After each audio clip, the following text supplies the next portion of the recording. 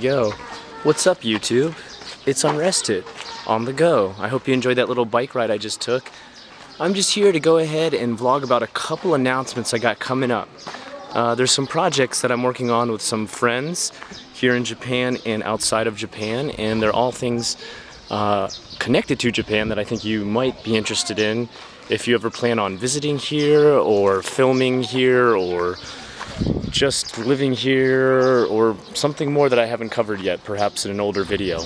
And what I'm actually going to be talking about is, number one, there's a documentary I'll be working on with one of the studios that you constantly see I'm in association with in my videos, and that's Grand Film Studios.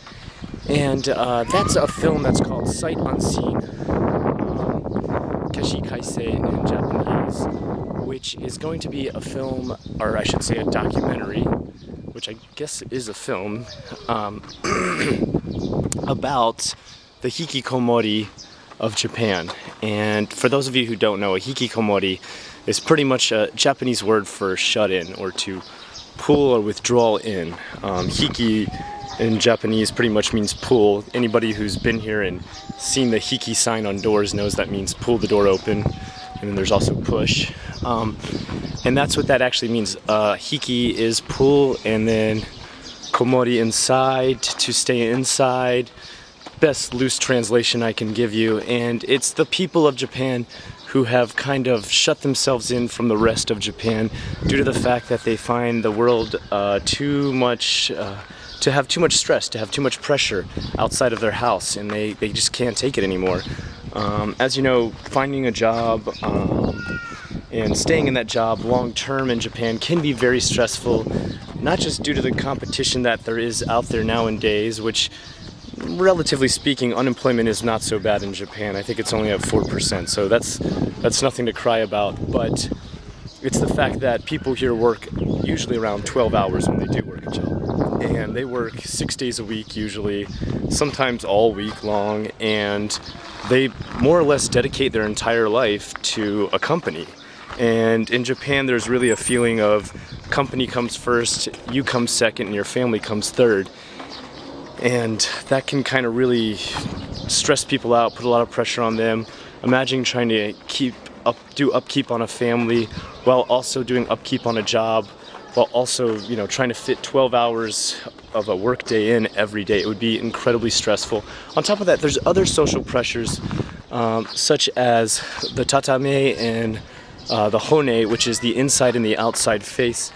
And those are actually parts of Japan, I should say, qualities of Japan that are shown in the disposition of people who are trying to show an inward face inside their house where they can just be themselves and act like themselves and, you know, show their true emotion, in their outside face where they have to constantly put on an act in order to make everybody feel comfortable. It's something I've talked about before in past videos, how, like, if something sad or tragic happens in your life, in Japan it's in bad manners to actually show your sadness to that person. You would keep smiling even as you told them, like, a family member died, and I'm not even joking about that, that's serious. You would have to just keep smiling, keep that smile on your face so that everybody's feeling comfortable in the situation.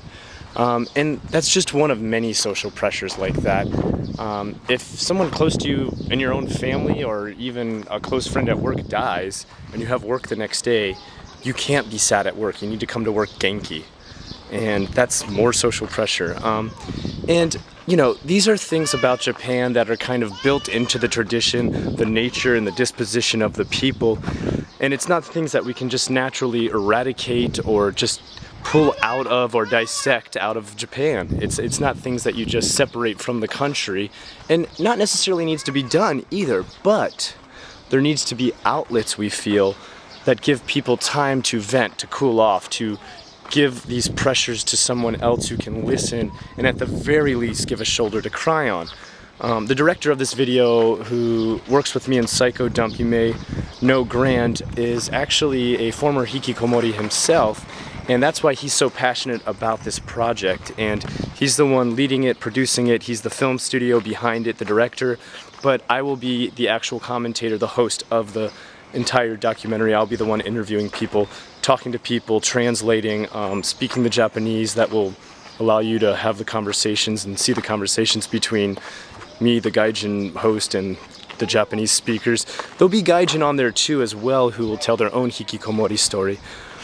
But that's what it's going to be about. It's going to be about learning about their own reasons why they became Hikkikomori, if they are still now Hikkikomori, and the better stories of those who emerged from the cocoon of being a Hikkikomori and once again became a social butterfly. And then at the end, we've got kind of a big surprise that we're working on for the end of the video, and it's not something I want to shout out right now because that would just kind of blow the whole thing that the video is wrapped around. But we've got kind of another big project wrapped around the inside of that video that will be released once the video is released. And this is actually a video we're going to release totally for free. There's no profit expected in this. We may run a Kickstarter just to get the right film equipment, better lighting, better cameras, and that's about it. But 100% of anything we get is going straight to all the equipment. We're not going to pick up a penny of it. We're not going to even pay ourselves to work on it or anything like that. And we'll of course show how all funds are allocated if we do ask for any money, if we do.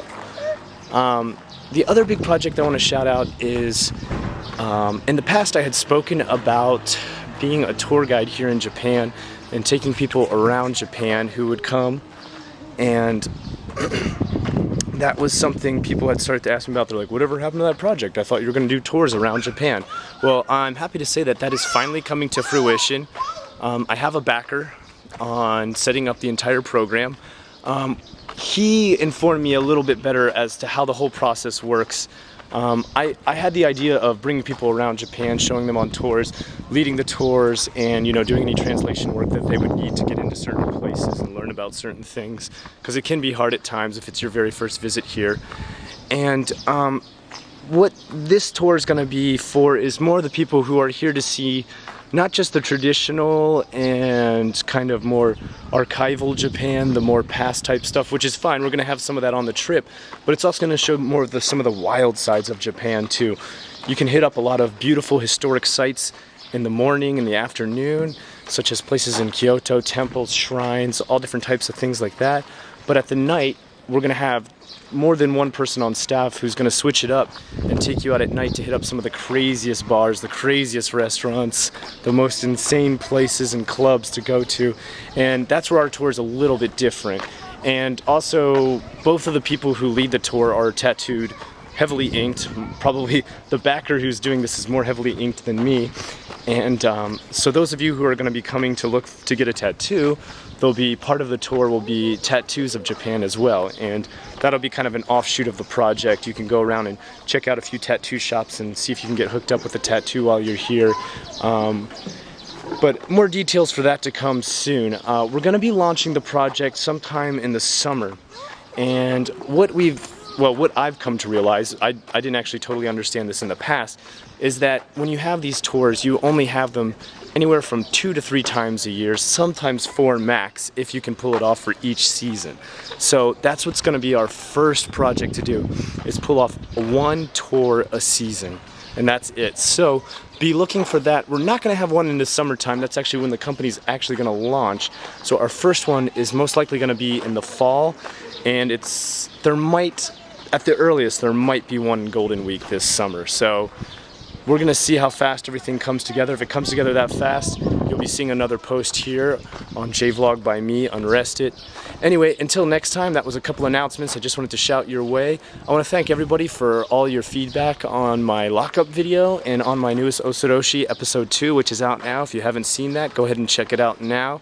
Lots of scares for all of you who like yokai, obake, oni, onryo, yurei, all different types of creepy monsters like that in Japan. Until next time, I'll see you on JVLOG.